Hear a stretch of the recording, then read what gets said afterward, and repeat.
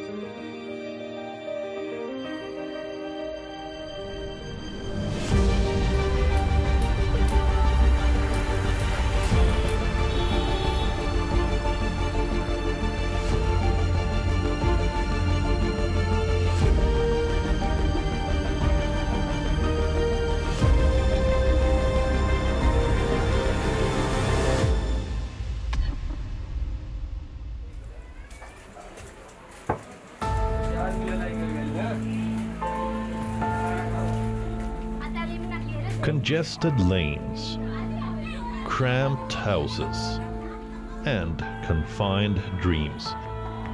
This is Dharavi, Asia's largest slum, located in India's financial capital, Mumbai. Nearly 40% of Mumbai's population lives in slums, and Dharavi, which is the third largest slum in the world, is easily one of the most recognized hubs of mass cramped living. Spanning over 2.9 square kilometers or 600 acres, it houses about 1 million people, making it one of the most densely populated residential areas globally.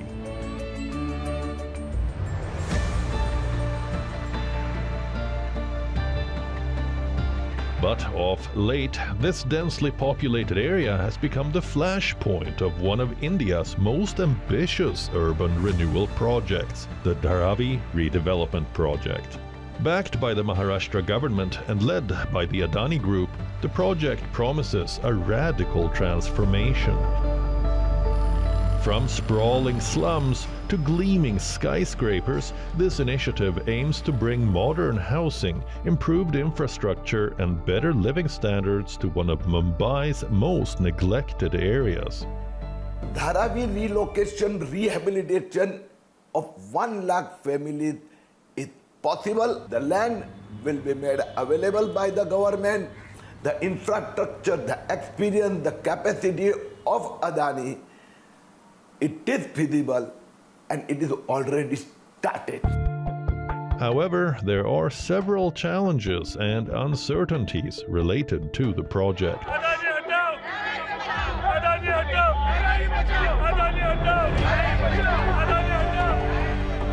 It has already faced protests from opposition political parties who allege a lack of clarity.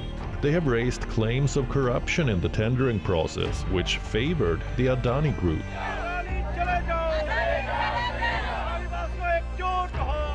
The opposition has criticized the state government and the Adani Group, saying the project is being carried out only to benefit the big industrialists, overlooking the needs of Dharavi's long-established communities. Dharavi एक ऐसी झोपड़पट्टी है कि शायद उसको हम कहें industrial slum. हर घर में उद्योग चल रहा है। वहाँ पर कुछ क्या माने चला कुंभार भी है, वहाँ इडली बनाने वाले लोग भी हैं, चर्मकार भी लोग हैं। सारे लोग अपने अपने घर में अपनी रोजी रोटी का इंतजाम कर रहे हैं। उनका क्या होगा? और उस वक्त जो हमने मोर्चा निकाला था, उसका मूल जो विषय था वो यही था कि धारावी में पता नहीं किसने कब गिना और टीडीआर जो निकाला एफएसआर, उसमें टीडीआर निकालकर पूरे मुंबई शहर में उसका इस्तेमाल अदानी कर सकते हैं। ये कौन सा न्याय है?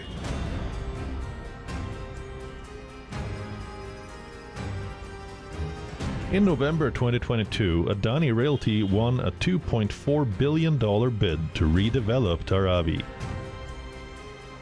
By March, surveys began, identifying residents for free housing, expected to finish by March 2025.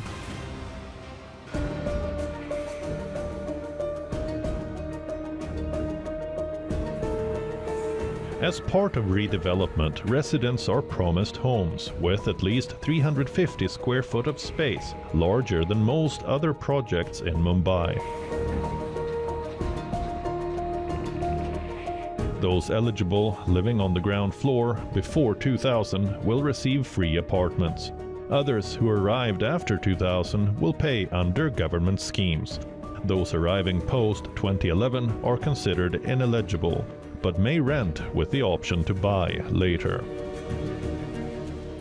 Now the difference between the earlier redevelopment project and now is that we are also going to include the ones who are not eligible.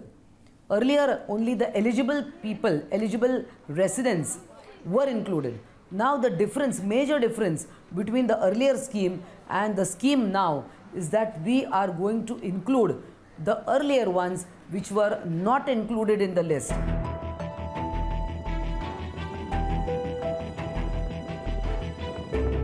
To accommodate ineligible residents, the Adani Group is acquiring more land, including 300 acres of salt pan lands.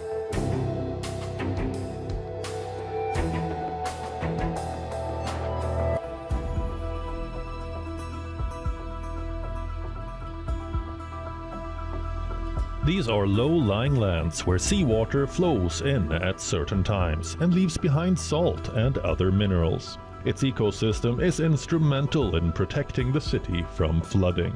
Nearly 5,400 acres in Mumbai has been designated salt pan lands, approximately 9 times the size of the Dharavi slum.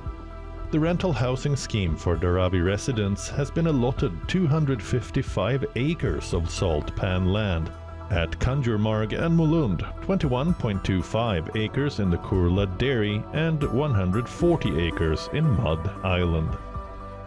These lands, critical for flood protection, are now being eyed for housing developments. Dharavi is not a small parcel of land, it is 600 acres and honestly speaking... Environmentalists and citizen groups are concerned about the transfer of salt pan lands, saying it could disrupt fragile ecosystems and worsen flooding risks. Salt pan lands, I think since 25 years, the opinion amongst environmentalists, everybody is very clear that they are valuable ecological assets. We are already seeing climate change, extreme weather events, high rainfall events, and these are like the holding ponds where your excess runoff and water during monsoons is getting held up. Now if you take say hundreds of acres of salt pans and suddenly concretize them, develop them, compact them, and their water retention facility during monsoons is gone away, then the risk of flooding really increases. Citizen groups living near salt pan lands have filed a petition against their use for rental housing. Adani plans to use the acquired land for affordable housing for Dharavi's ineligible residents.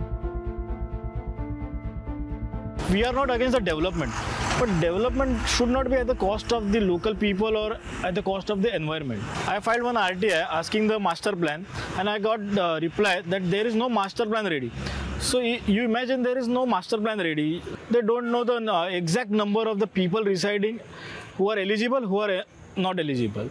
So now government on 7th August and on 30th September has passed resolution that this land will be used for the Dharavi redevelopment project for constructing the rental housing for ineligible people. So you imagine the Dharavi people who are not eligible, who are the encroachers, they are getting houses on the salt land. It will harm the nature.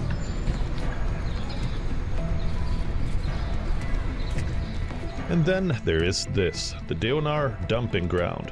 Situated in the eastern part, it is one of Mumbai's largest and oldest landfills and has long been a significant source of pollution and environmental degradation in the city.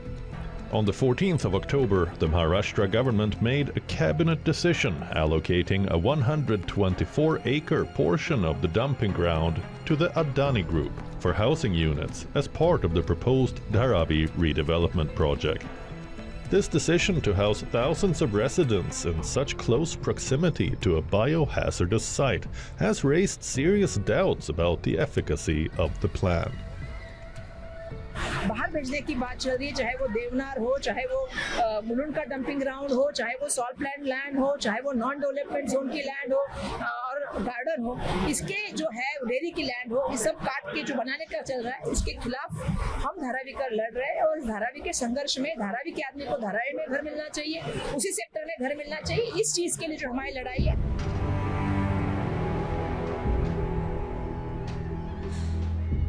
Plans to redevelop Dharavi have come and gone since 2004, with many concerns about favoritism and unsustainable development.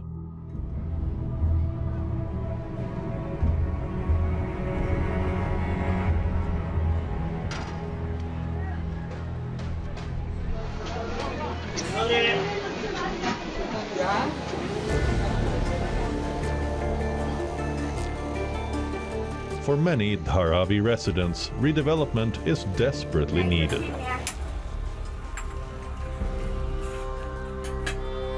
Manjula Solanki, 55, has lived in Dharavi for 40 years with her family in a 100 square foot room with limited water and electricity. She dreams of a better home. She got married in 1984 and since then has been living with a family of 6, including her 3 children, in a 100 square foot sized room.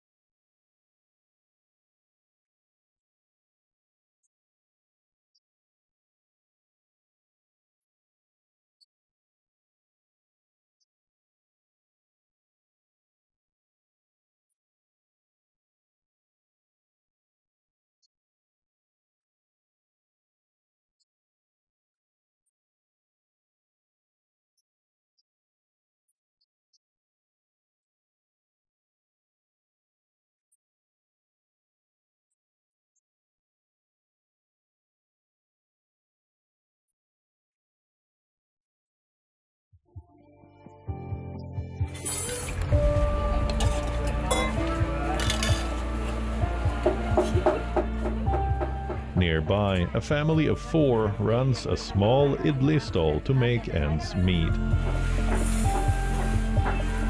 Many residents here for 70 to 80 years still hold on to hopes of change.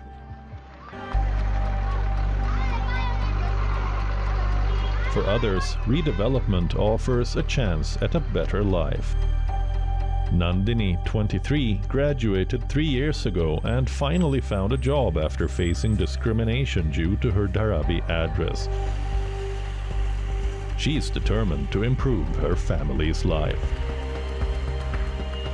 Redevelopment is one thing that it is necessary for Dharavi, because हम लोगों को ऐसा लगता है कि धारावी में रहकर अगर हमें वो अपॉर्चुनिटी मिल रही है to live a good life, to have a very good lifestyle, so why would we leave this opportunity? और मे बी अगर यहाँ पे रीडेवलपमेंट होगा तो हम लोगों को और भी अपॉर्चुनिटीज़ मिलेगी लाइफ में कवर करने के लिए। बहुत सारे जो टाइप्स है, बहुत सारे जो चीज़ें जो हमें नहीं मिलती है लाइफ में, जो बाकी लोगों को मिलती है धारावी में रहने के बाद, because they have a stereotype, तो हम लोगों को वो अपॉर्चुनिटीज़ मिले as I think.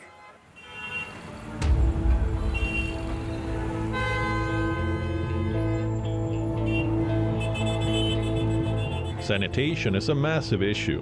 Open sewers run through Dharavi, causing diseases and poor hygiene. Most homes lack proper toilets and water supply, forcing 2,000 people to share one common toilet.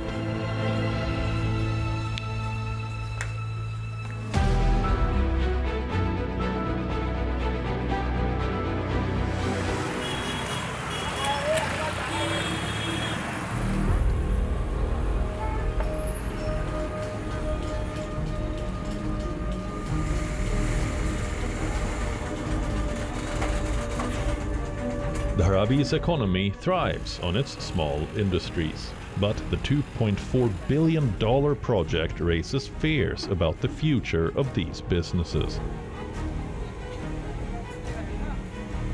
Residents insist they should be consulted on the plans. Dharavi is home to over 20,000 small industries, from pottery to plastic recycling, providing jobs to 250,000 people. These industries generate over $1 billion annually and export goods worldwide.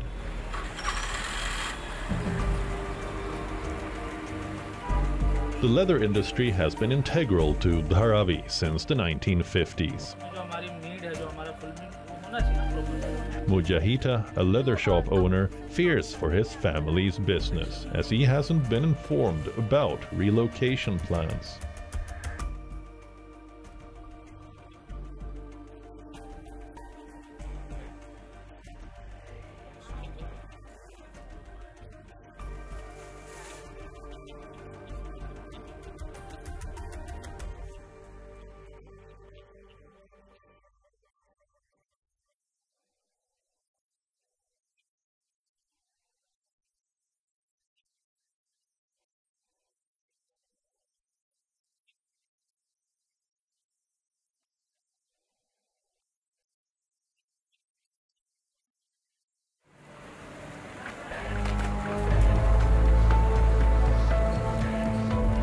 Muhammad Akbar Yusuf Patel, a tannery owner for 60 years, feels the project overlooks warehouses like his, despite their importance to Dharavi's economy.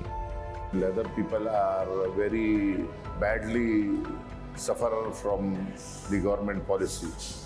Now people are coming and saying that we have gone for redevelopment, we will be getting some good places. Someone says that we will be getting alternative places. Someone says that you will get it over here only itself. But we are basically, Dharavi was known for the tannery. Dharavi was very well known for the tannery. There were a lot of tannery in Dharavi, but now hardly there are some 2 or 3 tannery which are not working properly. This planning project is there, Dharavi redevelopment. I don't think so. It is a good project, is good, but provided the people staying in the Dharavi, they should get some fruitful justice. People, if they will shift to some other places, then we are not ready to go for that. All these businesses that you do as a part of your residence will close down. And if I'm not going to have my source of livelihood, you may give me a 50-storied building and a nice house in the building, but if I'm not, my earning is going to be zero, it's of no value to me. So I would oppose your scheme. So do they not want redevelopment? Yes, they want redevelopment, but redevelopment which takes care of their daily livelihood. So the model that SRA has adopted for Dharavi is flawed, it is wrong, it is bound to fail. Dharavi has its success stories, like 14-year-old Malisha Karwa, now a model for a skincare brand.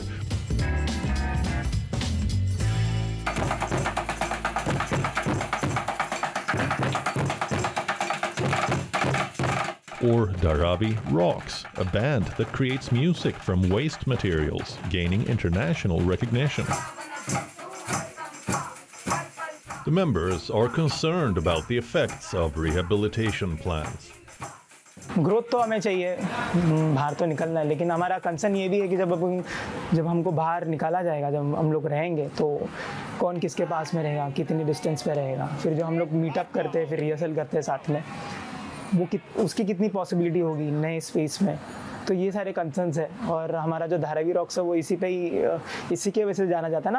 हम लोग की unity है, हमारा एक concept है और जिसको हम रिप्रेजेंट करते हैं, साथ में प्रैक्टिस करके, साथ में एक दूसरे को इंस्पायर करके. Dharavi's vibrant life was famously depicted in the Oscar-winning film Slumdog Millionaire.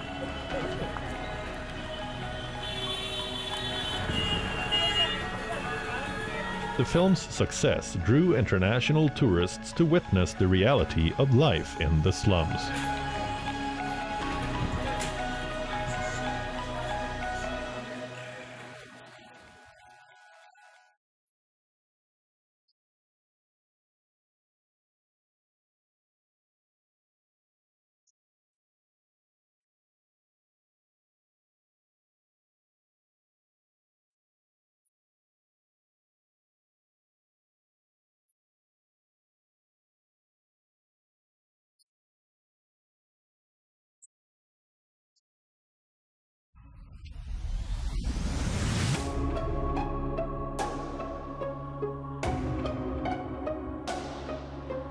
On paper, the Dharavi redevelopment promises hope, a vision sold by politicians and a corporate giant. They only just want to grab this land. It seems so from their policy. They want to grab this land and throw us out to some other place where we have to make Dharavi over there go and we have to develop. I'm not on the political aspect at all. I'm not on who should make what. I'm on the requirement of the people. The requirement of the people has not been documented. A dialogue with the people has not been undertaken.